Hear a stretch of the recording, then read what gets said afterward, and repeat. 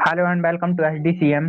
मैं अभिषेक सोनी प्रेजेंट कर रहा हूँ बीएससी फर्स्ट ईयर फिजिक्स का एक इंटरेस्टिंग टॉपिक, जिसमें आज हम पढ़ने वाले हैं कूलाम्स लॉ। तो चैप्टर का नाम है electric charge force and field, और इसमें आज हम पढ़ने वाले हैं कूलाम्स लॉ।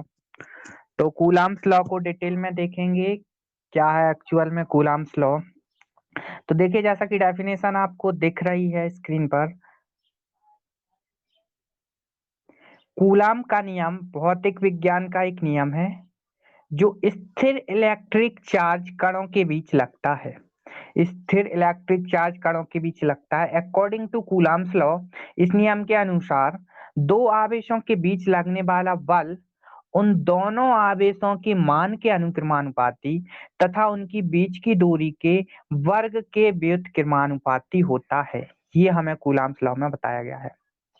सबसे पहले एक छोटी सी प्रॉपर्टी हमें पता है कि अगर कोई भी दो चार्ज हैं, समान प्रकार के आवेश हैं, अगर पॉजिटिव पॉजिटिव या नेगेटिव नेगेटिव, तो समान प्रकार के आवेश एक दूसरे को प्रतिकर्षित करते हैं।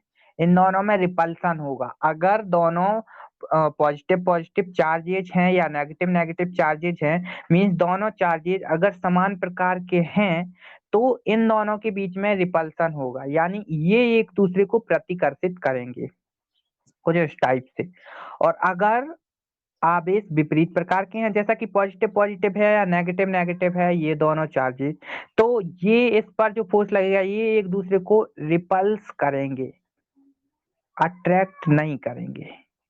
ये फोर्स इस साइड फोर्स एक्ट करेगा, इस पर इस साइड, ये एक दूसरों दोनों एक दूसरे को प्रतिकर्षित करेंगे समान प्रकार के अगर चार्जेस हैं तो।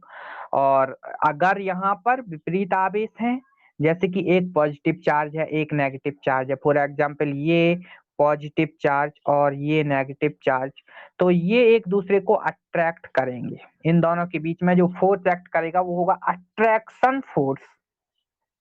तो ये कोई बहुत बड़ा रॉकेट साइंस नहीं है, ये सिंपल सी प्रॉपर्टी है, ये हमें पता है। तो बात करेंगे कूलाम्स लॉ पर। अकॉर्डिंग टू कूलाम्स लॉ, जो फोर्स एक्ट होता है किन्हीं भी दो आवेशों के बीच में, वो इन दोनों आवेशों के गुणनफल के अनुक्रमानुपाती होता है। F is directly proportional to Q1 into Q2। इन दोनों के प्रोडक्ट के डायरेक्टली प्रोपोर्शनल होता है जो फोर्स होता है। किन्हीं दो आवेशों के बीच लगने वाला बल उन दोनों आवेशों के गुणनफल के अनुक्रमानुपाती और इन दोनों के बीच की दूरी, जैसे कि फॉर एग्जांपल ये दो आवेश हैं, फॉर एग्जांपल यहाँ पे कहीं पे दो आवेश हैं, ये एक है Q1, ये रहा Q1 और ये Q2, और इन दोनों के बीच की डिस्टेंस मान लेते हैं R। तो अकॉर्डिंग टू कूलाम्स लॉ, जो फोर्स एक्ट करेगा इन दोनों के बीच में, वो डायरेक्टली प्रोपोर्शनल होगा इन दोनों के प्रोडक्ट के, यानी कि Q1 इंटू Q2, इन दोनों के गुणनफल के अनुक्रमानुपाती होगा, और इनके बीच की दूरी के वर्ग के व्युत्क्रमानुपाती होता है। इन दोनों के बीच की दूरी, बीच की डिस्टेंस R है, तो F डायरेक्टली प्रोपोर्शनल होगा। इसको मान लेते हैं अच्छा इक्वेशन नंबर 1। और F डायरेक्टली प्रोपोर्शनल होगा 1/r square, sorry inversely proportional होता है इन दोनों के बीच की डिस्टेंस के, यानी कि F is inversely proportional to R square. इसको मान लेते हैं इक्वेशन नंबर 2। अब जैसे हम इक्वेशन नंबर 1 और इक्वेशन नंबर 2 इन दोनों की बात करेंगे, इनको मिलाएं, तो ये हो जाता है इक्वेशन नंबर 1 और 2 से F is directly proportional to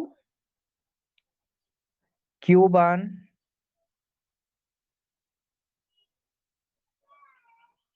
F is directly proportional to Q1 into Q2 upon R square by equation number 1 and 2.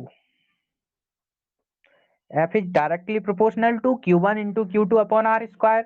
तो यहां से जो फॉर्मूला निकल के आता है, F is equals to K Q1 into Q2 upon R square।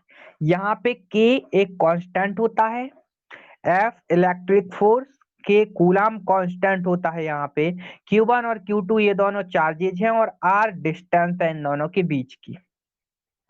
तो F is equals to हो जाता है K Q1 into Q2 upon R square.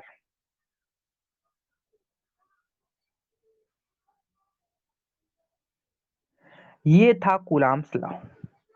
Coulombs के नियम के अनुसार किन्हीं भी दो आवेशों के मध्य लगने वाला बल उनके आवेशों के गुणनफल के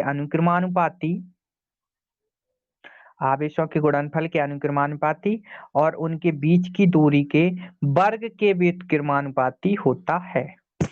और इन दोनों इक्वेशन को जब हम सॉल्व करेंगे तो F is directly proportional to Q1 Q2 upon R square, और यहाँ से प्रोपोर्शनल ऑफ, यहाँ पे प्रोपोर्शनलिटी का साइन हटाएंगे तो कांस्टेंट ऑफ प्रोपोर्शनलिटी आएगा। तो एफ इज इक्वल्स टू के Q1 into Q2 upon R square. ये हो जाता है कूलाम्स लॉ। तो थोड़ी सी थ्योरी और अगर हम इसकी देखें तो यह नियम जो कूलाम का नियम है, कूलाम्स लॉ जिसको हम बोलते हैं, तो पहली बार 1784 ईस्वी में फ्रांसीसी भौतिक विज्ञानी चार्ल्स अगस्टिन डी कूलाम द्वारा प्रकाशित किया गया था, और यह नियम विद्युत चुंबकत्व के सिद्धांत के विकास के लिए आवश्यक था। गॉस के नियम को प्राप्त करने के लिए, ये देखिए इंपॉर्टेंट टर्म, गॉस के नियम को प्राप्त करने के लिए कूलाम के नियम का इस्तेमाल किया जा सकता है, और इसके विपरीत कूलाम के नियम को प्राप्त करने के लिए गॉस के नियम का उपयोग किया जा सकता है। तो ये था Coulomb's law. F is directly proportional to Q1 into Q2 और F is inversely proportional to R square, distance between Q1 and Q2 R यहाँ पे।